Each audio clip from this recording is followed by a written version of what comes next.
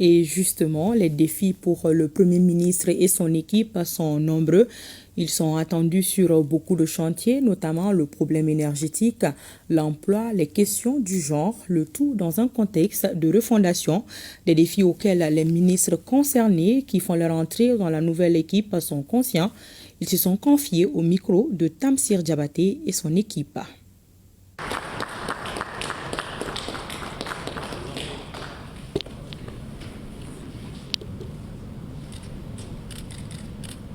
Nous avons été satisfaits de ces nouvelles orientations qui ont été données parce que lorsque vous entamez quelque chose, à un moment donné, il faut faire une évaluation et voir ce qui n'a pas marché.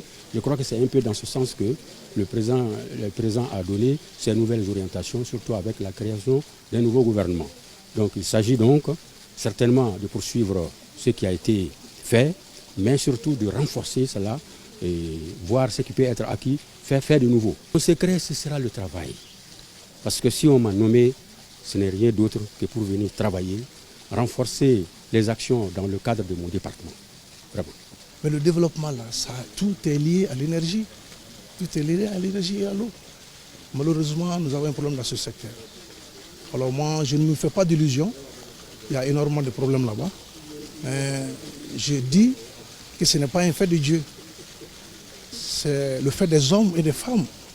J'ai confiance aux Maliens, avec l'ensemble du personnel, l'ensemble du peuple malien. Je demande la bénédiction de tout le monde et l'avis de tout le monde. Ce problème doit être résolu par les hommes et les femmes. Pas venir des étrangers pour régler notre problème. Hein. C'est un problème de management. On a les ressources. Moi, j'ai une méthode de management, quelqu'un d'autre a une méthode de management, c'est tout. C'est ça la différence. Moi, je vais appliquer ma méthode de management. Nous avons les ressources humaines. Il faut que la manège puisse prendre. C'est tout. Nous avons bien noté toute la dimension de la question de notre responsabilité et nous sommes déjà au travail. Et très bientôt, nous allons, comme il a souhaité lui-même, consolider les acquis, mais nous allons mettre en place des nouvelles initiatives pour renforcer l'existant et aller vers l'ensemble de la population pour améliorer leurs conditions de vie. C'est un aspect sur lequel le président de la République, son Excellence Assimi Goïta, a insisté et nous allons donner le meilleur de nous. Nous sommes un ministère transversal, déjà une programmation qui est faite, le cabinet est déjà prêt et le travail ne fera que continuer. Je suis là pour toutes les femmes, tous les enfants et toutes les familles, aussi bien qu'en milieu urbain et rural.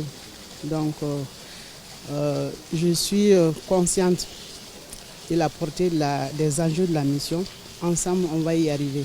Ce présent conseil aussi était un conseil de directive des plus hautes autorités de la transition, conseil relatif à la dynamique, à impulser à l'égalité de genre que les plus hautes autorités ont placé au cœur de toutes leurs initiatives. Je suis confiante, donc nous allons relever le défi pour un Mali résilient.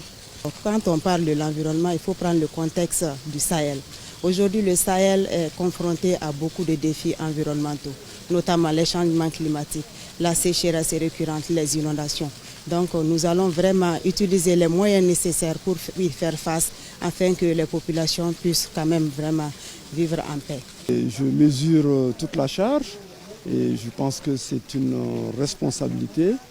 Nous sommes prêts à apporter notre petite contribution pour le Mali Kura. Vous êtes sur un terrain conquis, alors quelle sera votre retouche pour accompagner ces réformes-là sur le plan culturel? Je pense que vous allez voir les retouches sur le terrain. Ensemble, nous allons travailler pour le renouveau de ce Mali, faire de la culture le pilier de la refondation du Mali Kura, le Mali nouveau. Voilà.